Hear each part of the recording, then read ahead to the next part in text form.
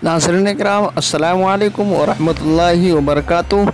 नासरी media YouTube channel में आपका खैर इस तरह की दीनी इस्लाही हम्दोनात मज़ामीन मक़ालात और ख़बरों के लिए हमारे चैनल को सब्सक्राइब करें और नोटिफिकेशन के लिए बेल आइकन ज़रूर दबाएं। मुस्लिम कब्रिस्तानों में कोरोना से मरने वालों की तदफीन रोकने के लिए सुप्रीम कोर्ट में दाखिल पिटीशन पर समाअत कल।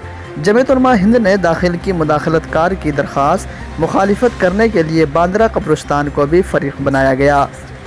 मुंबई के मुज़ाफ़ात बांद्रा में रिहाइश पजीर एक गैर मुस्लिम शख्स ने गुज़िश्ता दिनों सुप्रीम कोर्ट ऑफ इंडिया में एक पिटीशन दाखिल करके बांद्रा में वाक़े मुस्लिम कोकनी कब्रिस्तान, खोजा संत जमात कब्रिस्तान और खोजा अशरी जमात कब्रिस्तान में कोरोना की वजह से मरने वाले लोगों की मैयत दफनाने के ख़िलाफ़ सुप्रीम कोर्ट में दाखिल पिटीशन पर समाअत कोर्ट की 2 रुकनी बेंच कल यानी पीर के दिन समाअत करेगी। वाज़ेह रहे कि अर्जी गुजार प्रदीप गांधी ने अपनी पिटीशन में तहरीर किया है कि इन कब्रिस्तानों में लाशों को दफनाने से इलाके में कोरोना वायरस के फैलने का ख़तरा है।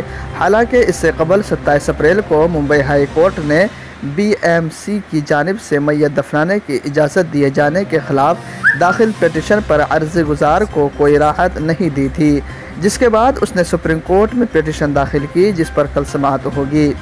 जमीयत उलमा महाराष्ट्र कानूनी इमदाद कमेटी के सरबराह गुलजार आज़मी ने सुप्रीम कोर्ट में मुदाखलतकार की दरख्वास्त बज़रिए एडवोकेट ऑन रिकॉर्ड एजाज़ मकबूल दाखिल की है, जबकि बहस करने के लिए सीनियर एडवोकेट नकुल दीवान की खिदमत हासिल की गई है।